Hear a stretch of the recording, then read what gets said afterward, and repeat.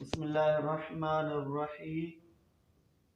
व मिसालुल इल्लति मअलूमतिन बिस्सुन्नति फी कौलिही अलैहि सलातु वस्सलाम लैसल वुज़ू अला मन नाम काइमन औ काइदन औ राकिअन औ साजिदन इन्नमल वुज़ू अला मन नाम मुत्तजिअन फ़इन्नहु इज़ा नाम मुत्तजिअन इस्तरख़त मफ़ासिलुहु जअल इस्तरख़ाअल मफ़ासिल इल्लतन फ़यतअद्दल हुक्म बिहाज़िहिल इल्लति इलन नौम मुस्तनिदन औ मुत्तकिअन इला शैअन लौ उज़ील अन्हु लसक़त वकज़ालिका यतअद्दल हुक्म बिहाज़िहिल इल्लति इलल अग़माइ वस्सक़र।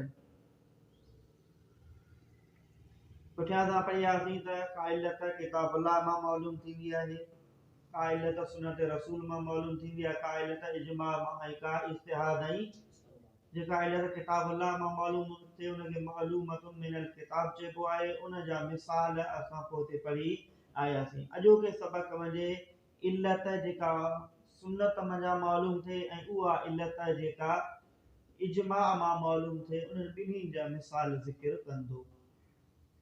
मुसन्निफ़ अलैहि रहमत फरमाए थो त उहा इल्लत जेका मालूमतुन बिसुन्नत हुजे, यानी अहिड़ी इल्लत जेका सुन्नत रसूल मां मालूम थिए, उन इल्लत खे चइबो आहे मालूमतुन बिसुन्नत।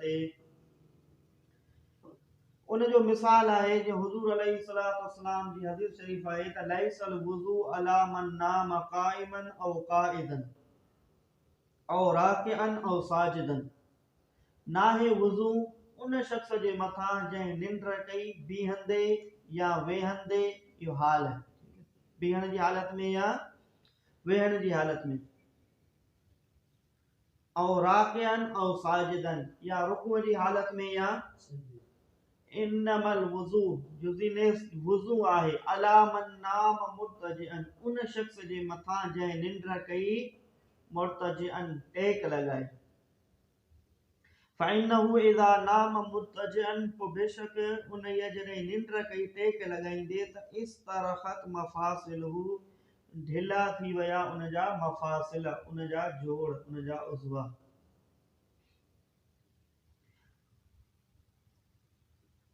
त हिन हदीस में हुज़ूर अलैहि सलातो वस्सलाम जन फरमायो आहे त कोई शख्स बीही निंड करे थो या वेही निंड करे थो या रुकूअ जी हालत में उनखे निंड अची वई या सजदे जी हालत में उनखे निंड अची वई, त अहिड़ी हालतुनि में वुज़ू लाज़िम नाहे, पर वुज़ू उन शख्स ते आहे जेको टेक ॾेई निंड करे थो।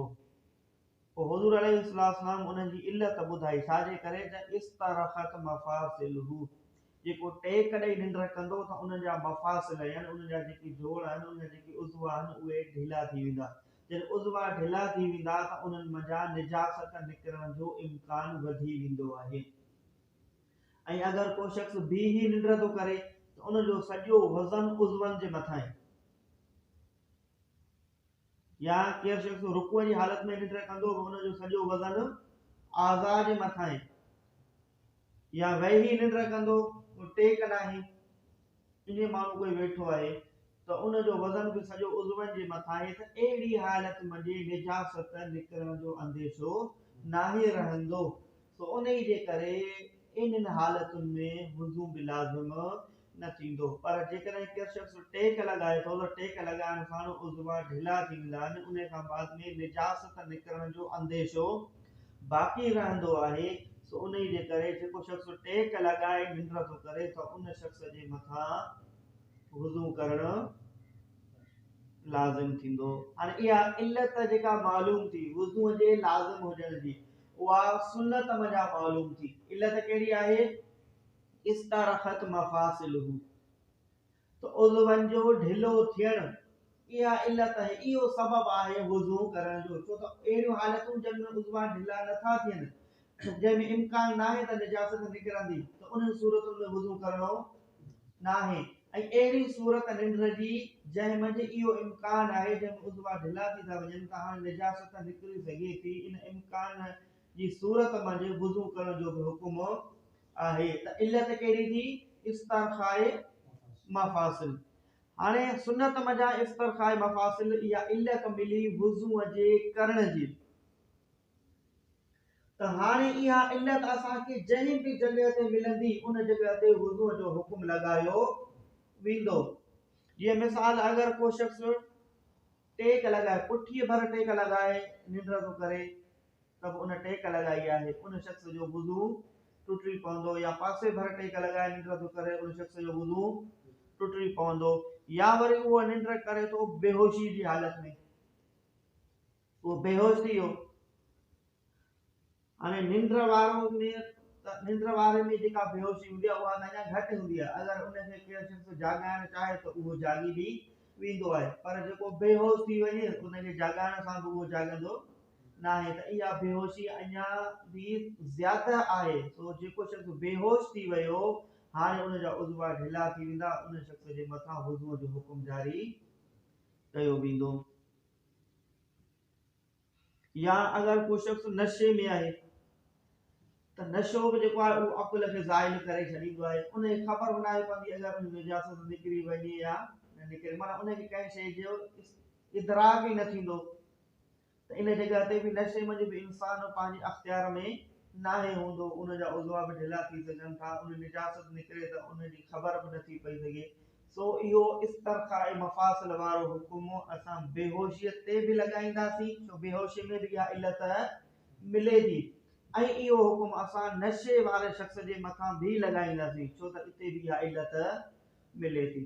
सुनत मञे सिर्फ़ु इहो आहे त जंहिंजा उज़वा ढिला थी वञनि था, इन अहिड़े तरीक़े सां निंड कयईं त उन शख़्स जो वुज़ू टुटी पवंदो। पोइ इहा इल्लत वरी नशे वारे में बि मिले थी, इहा ई इल्लत वरी बेहोशी वारे शख़्स में बि मिले थी। तो बेहोशी वारे ते बि वुज़ू टुटण जो हुकुम लॻंदो, उहो छाजे करे? इन इल्लत जे करे। ठीकु आहे, त बेहोशी थी फर्क़, उनजे मथां असां असुल वारो हुकुम लॻायूं था। नशो थियो फर्क़, नशे वारी हालत में इंसान, त इहो थियो फर्क़, उनखे टेक लॻाइण वारी हालत ते इहा इल्लत साॻी मिली, पोइ क़यास करे उनजे मथां इहो हुकुम लॻायो वेंदो वुज़ूअ जे टुटण जो। सम्झ में आयो त इल्लत सुनत मञा कीअं मालूम थी? पोइ वरी उनजो हुकुम क़यास करे ऐं नशे वारे शख़्स जे मथां ऐं बेहोशी वारे शख़्स जे मथां वुज़ूअ जे टुटण जो हुकुम लॻायो वियो। सम्झ में आयो?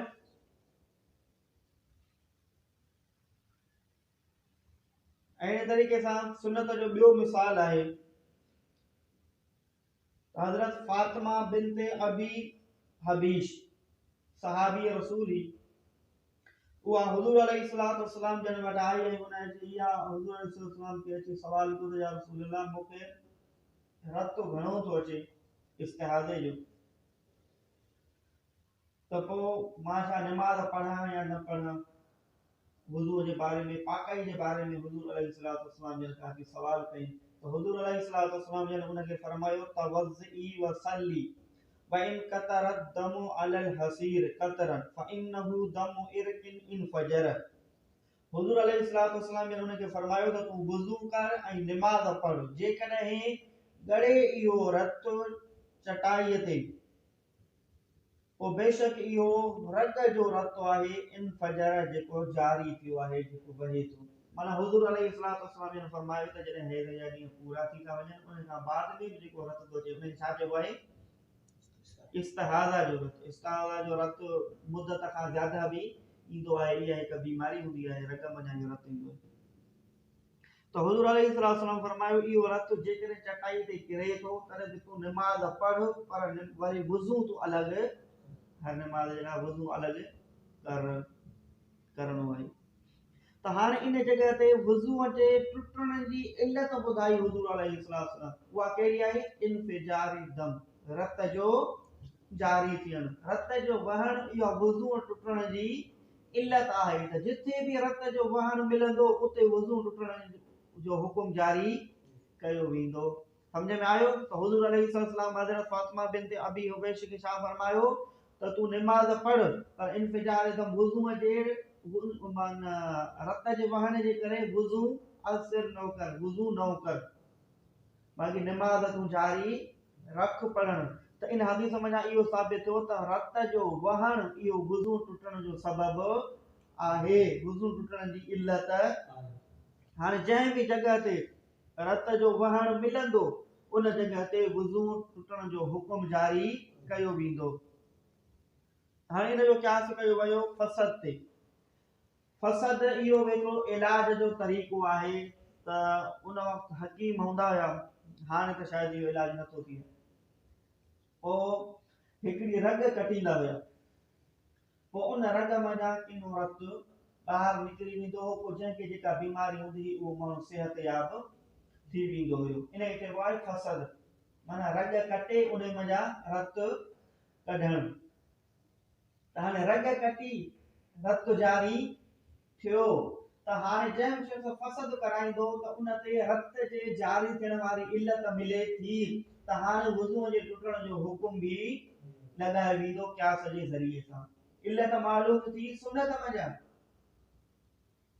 इस्तिहादे वारी औरत जे लाइ, इहो छा मालूम थी सुन्नत मंझि, ऐं उन जो हुकुम जारी कयो वियो फसद कराइण वारे शख़्स ते, जेको रग कटराए थो उन जे मथां उहो शख़्स बि वरी वुज़ू करे, छो त उते बि रत जारी थियण वारी इल्लत मिली त वुज़ू जे टुटण वारो हुकुम बि लॻायो वेंदो। अहिड़े तरीक़े सां अगरि कंहिं शख़्स हजामा कराई आहे, हजामा बि हिकिड़ो औज़ार हूंदो आहे जंहिंजे ज़रिए रत कढियो वेंदो आहे, त उन जगह ते बि रत जे वहण वारी इल्लत मिले थी, रत जे जारी थियण वारी इल्लत मिले थी, त वुज़ूअ जे टुटण वारो हुकुम बि उन जे मथां लॻायो वेंदो। सम्झ में आयो? तर्जुमो कयो। मिसालुल इल्लत, मिसाल उन इल्लत जो जेका मालूमतिन बिसुन्नत, जेका मालूम थियल आहे सुन्नत जे ज़रिए सां, फी कौलिही अलैहि सलातु वस्सलाम, हुज़ूर अलैहि सलातु वस्सलाम जे इन फरमान में, त लैसल वुज़ू अला मन नाम क़ाइमन, ना ही वुज़ू उन शख़्स ते जंहिं निंड कई बीहण जी हालत में या वेहण जी हालत में या रुकूअ जी हालत में या सजदे जी हालत में। इन्नमल वुज़ू, बेशक वुज़ू, अला मन नाम उन शख़्स ते आहे जंहिं निंड कई टेक लॻाइण जी हालत में। फ़इन्नहु इज़ा नाम मुत्तजिअन, पोइ बेशक जॾहिं निंड कई उन टेक ॾियण जी हालत में, त इस्तरख़त मफ़ासिलुहु, ढिला थी विया उन जा मफ़ासिल, त जअल बनायो हुज़ूर अलैहिस्सलातु वस्सलाम जन इस्तरखा अल मफ़ासिल, उज़वन जे ढिले थियण खे इल्लत, फयतअद्दल हुक्म, को मुतअद्दी थींदो इहो हुक्म, बिहाज़िहिल इल्लत, हिन इल्लत सां, इलन नौम, उन निंड जे तरफ़, मुस्तनिदन औ मुत्तकिअन, जेका टेक ॾियण जी हालत में हुजे। मुस्तनिदन ऐं मुत्तकिअन, इन ॿिन्ही जो टेक ॾियणो हूंदो आहे, पर मुस्तनिदन माना हूंदी आहे पासे धरणी टेक ॾियण, ऐं मुत्तकिअन जी माना हूंदी आहे पुठीअ भर टेक ॾियण। इन जो सिर्फ़ टेक ॾियण जी हालत मुख़्तलिफ़ हूंदी आहे, त पासे ते टेक ॾिए थो या पुठीअ भर टेक ॾिए थो। इला शैअन, अहिड़ी शइ जे तरफ़, या टेक ॾिए इला शैअन, अहिड़ी शइ ते, लौ उज़ील अनहु, जेकॾहिं हटाई वञे उहा शइ उन शख़्स खां, लसक़त, त उहो किरी पवे। मसलन टेक छाखे चइबो आहे? टेक जो मतिलबु हूंदो आहे त कंहिं अहिड़ी शइ जो सहारो वठणु, जेकॾहिं उहा शइ उन शख़्स जे हेठां कढी वञे त पोइ उहो किरी पवे। जीअं हाणे मसलन मां टेबल ते टेक ॾेई वेठो आहियां, अगरि इहा टेबल कढी वञे त उहो शख़्स किरी पवंदो, ठीकु आहे। या को शख़्स पुठीअ भर टेक ॾेई वेठो आहे, अगरि पुठियां उहो विहाणो उहो तकियो कढियो वञे त उहो शख़्स किरी पवंदो, त इन खे चइबो आहे टेक लॻाइण। वकज़ालिक, ऐं अहिड़ी तरह, यतअद्दल हुक्म, मुतअद्दी थींदो इहो हुक्म, बिहाज़िहिल इल्लत, हिन इल्लत जे ज़रिए सां, इलल अग़माए, बेहोशीअ जे तरफ़। इहा इल्लत बेहोशी में मिले थी न, बेहोशी में भी इंसान पंहिंजे होश हवास में ना ही हूंदो, निंड जी हालत में भी इंसान पंहिंजे होश हवास में ना ही हूंदो, त बेहोश शख़्स जो वुज़ू टुटी पवंदो। वसकर, ऐं नशे वारे शख़्स जो भी, नशे में भी इहा इल्लत मिले थी, सो उन जे करे इहो वुज़ू जे टुटण जो हुकुम भी लॻायो वेंदो। वकज़ालिक क़ौलुहु अलैहि सलातु वस्सलाम, ऐं अहिड़ी तरह हुज़ूर अलैहि सलातु वस्सलाम जो ही फरमान भी आहे, तवज़्ज़ई वसल्ली, तू वुज़ू कर ऐं निमाज़ पढ़। अगर फातिमा बिन्ते अबी मुबैश के हुजूर अलैहिस्सलाम सलाम ने फरमायो व इन कतरत दमु अलल हसीर जे कदे वहे रत चटाई ते कतरन वहन फइन्नहु दमु इरकिन को बेशक इयो रत आहे इर्क रग जो इन फजर जेको जारी थियो आहे तजअल बनायो हुजूर अलैहिस्सलातु वस्सलाम जन इनफिजार दम रत जे जारी थियण के इल्लत फतअद्दल हुकुम को मुतादी थींदो इहो हुकुम बेहाज हिल इल्लत हिन इल्लत सा इलल फसद फसद जे तरफ फसद बुधाए रग कटे उन में रत कढियो वेंदो आहे फसद चइबो आहे वल हिजामत ऐं हजामा जे तरफ ومثال العلة معلومة بالإجماع فيما قلنا الصغر علة لولاية الأب في حق الصغير فيثبت الحكم في حق صغيرة لوجود العلة हितां खां मुसन्निफ अलैहि रहमत इजमा जो मिसाल बयान करे रहियो आहे त अहिड़ी इल्लत जेका इजमा जे ज़रिए साबित थी आहे त उन इल्लत खे वरी जे उहा इल्लत अगर कंहिं ॿिए फ़र्ई मसइले में मिले त उहो ई हुकुम लॻायो वेंदो अहिड़ी इल्लत जेका बेज़रिए इजमा मालूम थी आहे पोइ अगर कंहिं फ़र्ई मसइले में उहा इल्लत मिले थी त असुल खां हुकुम फ़र्अ जे तरफ़ मुंतक़िल कयो वेंदो उन जो मिसाल इहो आहे त अगर को नंढड़ो मासूम ॿार आहे छोकिरो आहे पुट आहे उहो नाबालिग आहे हाणे उन नाबालिग ॿार जी विलायत जो हक़ पीउ खे आहे त पीउ उन नाबालिग ॿार जे माल में तसरुफ़ करणु चाहे करे सघे पर पीउ तसरुफ़ कंदो छो त जेको नाबालिग ॿार आहे उन वटि का माल ऐं मिल्कियत आहे त उनखे ख़बर न पवंदी त हीउ पैसो मां किथे इस्तेमालु कयां किथे इस्तेमालु न कयां केरु शख़्स मूंखे फराड कंदो धोखो ॾींदो केरु शख़्स मुंहिंजे लाइ बहितर आहे हिकिड़े नंढड़े मासूम ॿार खे हिन ॻाल्हि जी ख़बर पवंदी टाफी ॾेई करे हुन खां बाज़ारि वठी वञी ख़बर न पवंदी हुनखे सो उन जे करे पीउ खे विलायत जो हक़ ॾिनो वियो आहे वारसीअ जो त नंढड़े ॿार जे माल जो वाली वारिस तूं आहीं तूं उनजी हिफ़ाज़त कर जेसि ताईं उहो बालिग थिए बालिग थींदो पंहिंजे होश हवास में ईंदो अकुल में ईंदो क़ौम फ़रासत उन में अची वेंदी त पोइ पंहिंजो माल मिल्कियत बि उहो संभालींदो त हाणे पीउ खे नंढड़े ॿार जे नंढड़े पुट जी विलायत जो हक़ मिलियो छाजे करे मिलियो त उहो ॿार नंढो आहे ठीक है उन ॿार जे सगीर हुजण जे करे नाबालिग हुजण जे करे पीउ खे विलायत जो हक़ मिलियो त पीउ नंढड़े ॿार जो वाली आहे हाणे इहो जेको हक़ आहे इहो मिलियो पीउ खे ऐं इहो साबित थियो इजमा मां इल्लत जेका मिली उहा कहिड़ी थी नंढड़ो हुजण सगीर हुजण त हाणे इहा सिगर वारी इल्लत सिर्फ़ पुट में न पर धीउ में भी मिले थी अगर कंहिं शख़्स जी धीउ आहे ऐं उहा सगीर आहे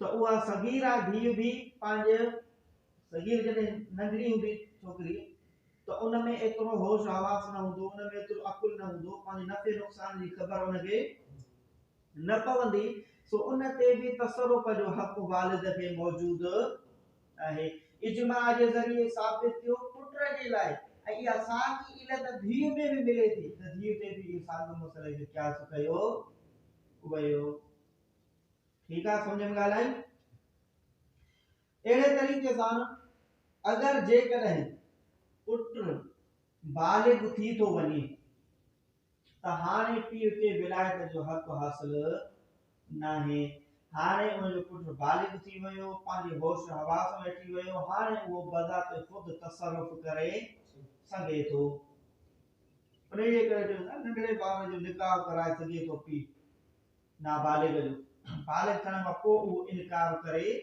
सघे थो त हाणे नंढड़ो जॾहिं उनजो पुट हुयो उहो जॾहिं बालिग थियो ऐं अकुल सां बालिग थियो ऐं उन में अकुल भी अची वियो त हाणे पीउ खे विलायत जो हक़ नाहे, छो त जंहिं इल्लत जे करे उनखे विलायत मिले पई उहा इल्लत हाणे मौजूद नाहे। छाजे करे पीउ खे विलायत मिली? कहिड़ी इल्लत जे करे?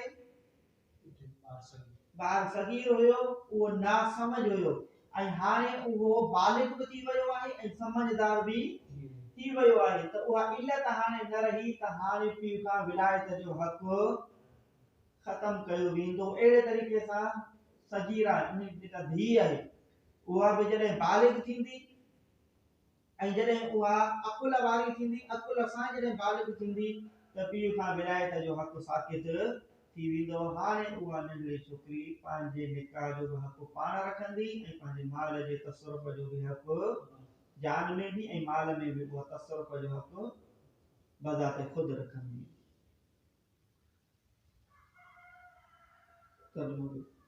मिसाल इल्लत ऐं मिसाल उन इल्लत जो मालूमत जेका इल्लत मालूम आहे बिल इजमा इजमा जे ज़रिए सां फीमा उन जे बारे में कुल ना असां चोसी ऐं असां जो कौल इहो आहे अना जो असगिर यो इजमा आहे। सगीर नंढड़ो ॿार या इल्लत आहे। असगिर इल्लतुन नंढो हुजण या इल्लत आहे। छाजे करे? छाजे लाइ इल्लत आहे? लिविलायतुल अब वालिद जे वाली हुजण जे लाइ, वली हुजण जे लाइ, वारिस हुजण जे लाइ। जॾहिं ॿार नाबालिग आहे त उन जो वली केरु आहे? पीउ आहे। पीउ जिथे उन निकाह करणु चाहे निकाह मुनाक़िद, पीउ उन जी मिल्कियत जिथे तसरुफ़ करणु चाहे उन जो तसरुफ़ जाइज़ आहे, छो त ॿार नंढो आहे। हाणे उन जो विलायत जो हक़ पीउ खे आहे। फी हक़ सगीर सगीर जे हक़ में इहो तो इजमा फयस्बुत तो साबित तो थे। छाजे ज़रिए साबित तो थे? क़यास जे ज़रिए। ठीक है, इजमा थियो पुट जे नंढे हुजण ते पीउ जो वाली हुजण। हां साबित छा तो थे? क़यास जे ज़रिए सां साबित थे तो इहो हुक्म फी हक़ सगीरत नंढी छोकरी जे हक़ में। पुट जे हक़ में इजमा सां साबित थियो ऐं धीउ जे हक़ में क़यास सां साबित थियो। इन साॻी इल्लत मिले थी नंढो हुजण वारी। पुट बि नंढो थी सघे थो, धीउ नंढी थी नथी सघे। धीउ नाबालिग आहे त भई इहो साॻियो ई हुकुम पुट वारो बि धीउ ते लॻायो वेंदो। ठीक आहे, त पुट जे नंढे हुजण वारो हुकुम इजमा सां साबित थियो ऐं धीउ जे नंढे हुजण जे बारे में विलायत वारो हुकुम क़यास जे ज़रिए सां साबित थियो। छाजे करे साबित थियो? ले वजूद इल्लत इल्लत जे मिलण जे वास्ते। बल बुलू अनिल अक्ल ॿियो मिसाल। ठीक है, ऐं बालिग थियण अनिल अक्ल अकुल सां गॾु। हिते अन बि माना मा जे आहे, माना थींदी माल अक्ल। ठीक है, बालिग थियण छोकरे जो माल अक्ल अकुल सां गॾु माना बालिग बि थियो आहे, अकुल बि हुन में अची वियो आहे। इहा इल्लत आहे। छाजी इल्लत आहे? लिज़वाल विलायतिल अब वालिद जे वली हुजण जे ज़वाल जी, ख़त्म थियण जी। हाणे वालिद वली न रहंदो। छाजे बारे में? फी हक़िल गुलाम छोकरे जे गुलाम गुलाम जेको आहे छोकरे खे। ठीक है, छोकरे जे हक़ में। फयत आदि समझ में आयो ना? यानी नंढो ॿार हुयो उहो हाणे बालिग थी वियो आहे, हुन में अकुल अची वियो आहे। हाणे पीउ जी विलायत ख़त्म थी वई। छाजे करे? इल्लत उहो ख़त्म थी वियो। हाणे उहो बालिग बि आहे ऐं अकुल वारो बि आहे। इहो थियो इजमा मां मालूम।